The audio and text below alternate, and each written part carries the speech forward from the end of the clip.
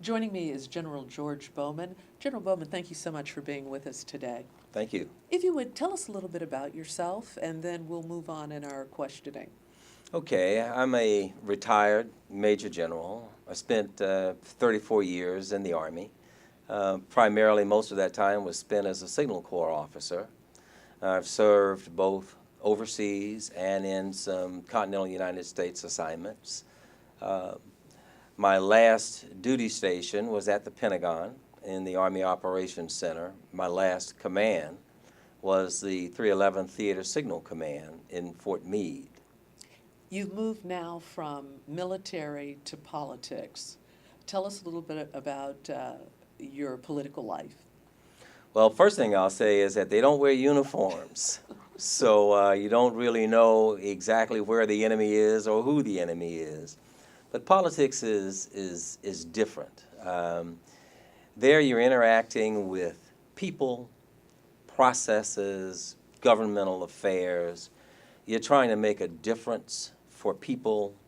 You're representing people. For example, in my district, I represent 131,000 people. And you're in Birmingham, Alabama. In Birmingham, Alabama, in District 1. I serve as the county commissioner in Birmingham. And with that 131,000 people, 80,000 registered voters, we have issues that date back generations in Birmingham.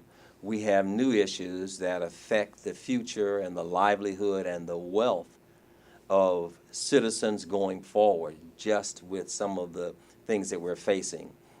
As you know, we're the county that had the largest bankruptcy that was declared in the United States prior to Detroit declaring bankruptcy, and we're coming out of that. We've exited that now, but we still have some lingering issues with that.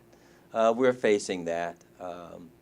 But politics is a very different venue than the military, much different.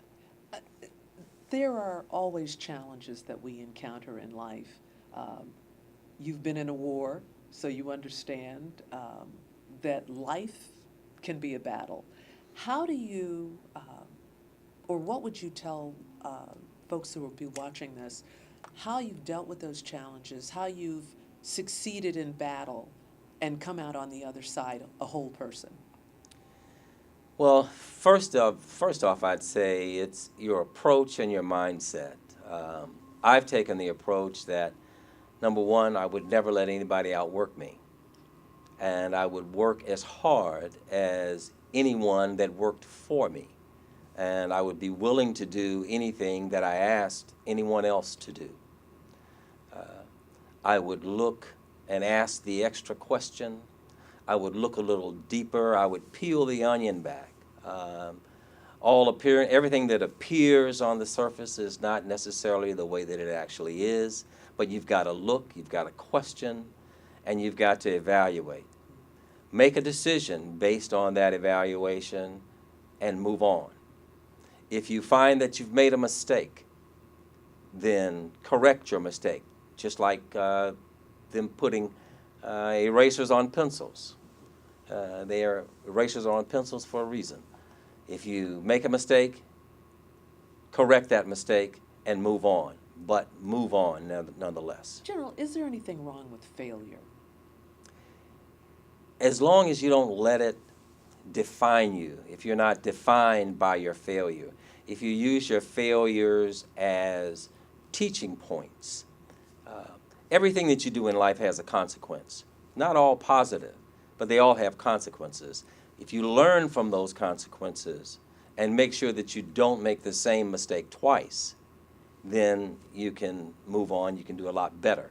But you cannot let failure decide you. That can't be how you're defined. When do you grow the most? I grow the most through struggle. Kind of like a butterfly emerging from a cocoon. You've got to struggle against and break the barriers to come out to be able to fly. But struggle gives you more strength, gives you more confidence, but you've got to come through it. You've got to be willing to come through it. For our young people, for our interns who are participating in our Comto program, what word would you have for them in terms of what they need to be shooting for in the future? For our interns, I would ask them to think very deeply, not to just accept everything that's presented to them. In many times, they get into organizations and they say, well, this is the way that we've always done it, and this is the best way to do it. But if you've got a better idea, speak up. If you think that you've got a better idea, speak up. At 9/11, there was a gentleman at the CIA who had a better idea. He said that one day some terrorists may take planes and fly them into buildings as an act of terror. Nobody listened to him. He wrote it, sent it forward. No one listened to him until after 9/11. They found his memo. And then at that time, they got a room full of people, about 900 senior officers, and they wanted to know, what did you see that we didn't see that led you to come to this conclusion? You've got to think a little deeper. You've got to ask the deeper questions. You've got to be willing to challenge the status quo. That takes courage. Yes, it does. There are a lot of people that are lacking in courage. Smart people, people in decision-making positions. But then where our youth are concerned, could you elaborate on being courageous? You've got to be willing to stand. You've got to be willing to stand up. And a lot of that comes from confidence in knowing who you are and knowing what you know, and being willing to communicate that to someone else who may not know what you know or may not know the depth of what you know. But you've got to be willing to put your ideas forward. If they are valid, they will be substantiated. If there are fallacies in your reasoning, then they will also be brought out, because some folks can explain to you, well, maybe you don't understand this or you don't understand that. Or they may say, you know, we never considered it from that viewpoint. We never considered that vantage point. And you've got a good idea. Let's pursue that. But you've got to be willing to speak up. If you've got a good idea, you've got to be willing to make your voices heard. And finally, would you speak on the importance of integrity? Integrity, your word is your bond. Your word is your bond. When you give it, you need to stand by it. Period. All right, and on that note, I want to thank you so much. I know that you have one final word for some of our interns, and we're going to invite them to come over and give them their charge. For our interns, our young leaders of tomorrow, I would say to you, be strong, be courageous, be confident.